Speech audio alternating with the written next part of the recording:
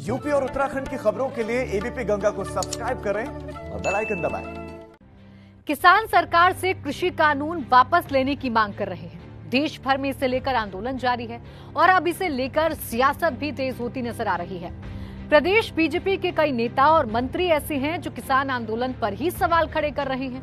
इनका कहना है कि आंदोलन किसान नहीं बल्कि वो लोग चला रहे हैं जिनका मकसद सिर्फ और सिर्फ नरेंद्र मोदी की सरकार का विरोध करना है। ऐसे में बड़ा सवाल ये है कि क्या किसान आंदोलन पर ऐसे बयानों को जायज ठहराया जा सकता है? किसान जो है अपने खेत पर काम कर रहा है, गन्ने की छिलाई और ढुलाई कर रहा है। तो यूपी के कृषि मंत्री सूर्य प्रताप शाही को लगता है कि जो आंदोलन किसान चला रहे हैं, दरअसल उसमें किसान नहीं, वो लोग हैं जो मर्सिडीज और ऑडी जैसी गाड़ियों से चलते हैं। सूर्य प्रताप शाही की माने तो किसान अपने खेत में काम कर रहे हैं, वो बुवाई और जुताई में लगे हुए हैं, और जो लोग दिल्ली के बाहर डेरा जमाकर कड़कड़ाती ठंड के बीच में आंदोलन कर रहे हैं, वो किसान नहीं बल्कि ऐसे लोग हैं जो सिर्फ सरकार को बदनाम करने की साजिश रच रहे हैं। खैर, मंत्री जी की राय अपनी हो सकती है, लेकिन सच तो यही है कि अगर उन्हें भी ऐसा लगता है तो जरूर उन्हें कड़कड़ाती ठंड के बीच एक रात सड़क पर गुजारनी चाहिए। शायद तब उन्हें जाकर लगने लगे कि दरअसल किसानों का यह आंदोलन दिखावा नहीं बल्कि उनके अस्तित्व का सवाल है। फिलहाल एक बार फिर सुनिए मंत्री जी के बयान को। वास्तविक किसान जो है अपने खेत पर काम कर रहा है, गन्ने की छिलाई और ढुलाई कर रहा है, गेहूं की खेतों में जाकर के बुवाई और सिंचाई कर रहा है। वो लोग हैं जो ऑडी और मर्सिडीज करोड़ों रुपए की गाड़ी पर बैठ करके जाने वाले, जिन्होंने किसानों को मजदूर बना करके रखा है, ऐसे लोगों का वहां पर धरना और प्रदर्शन है। वह देश के किसानों का प्रतिनिधित्व करते हैं, ऐसा मेरा नहीं मानना है।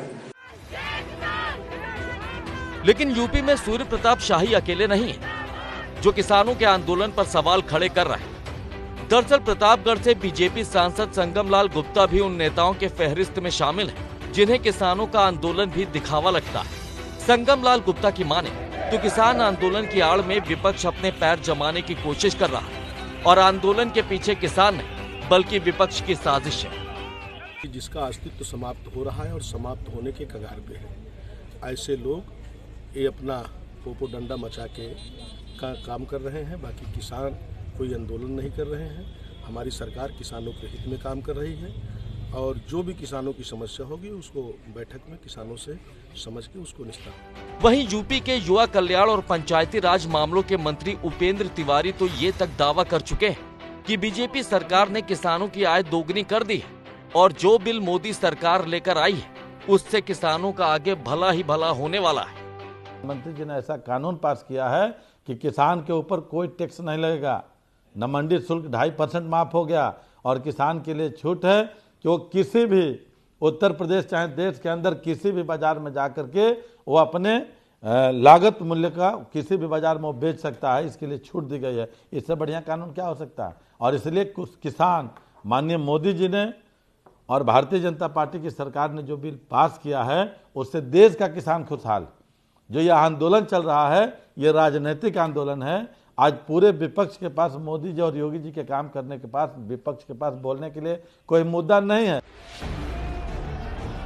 तो सुना आपने किस तरह से सूबे के तमाम बीजेपी नेता और मंत्री ये साबित करने की कोशिश में जुटे हुए हैं कि सरकार का कदम किसानों के हित में। ये भी साबित करने की कोशिश की जा रही कि जो भी आंदोलन में चल रहा है उसके पीछे राजनीतिक दलों की साजिश छिपी है। पर सच तो यही है कि विपक्षी दल भले ही इस आंदोलन को अपना समर्थन दे रहा है, लेकिन सड़क पर कड़ाके की ठंड के बीच में प्रदर्शन करने वाला तो किसान ही है जो सरकार से साफ कह चुका है कि इस बार तो उसे किसान की बात माननी ही होगी। Bureau report, ABP Ganga.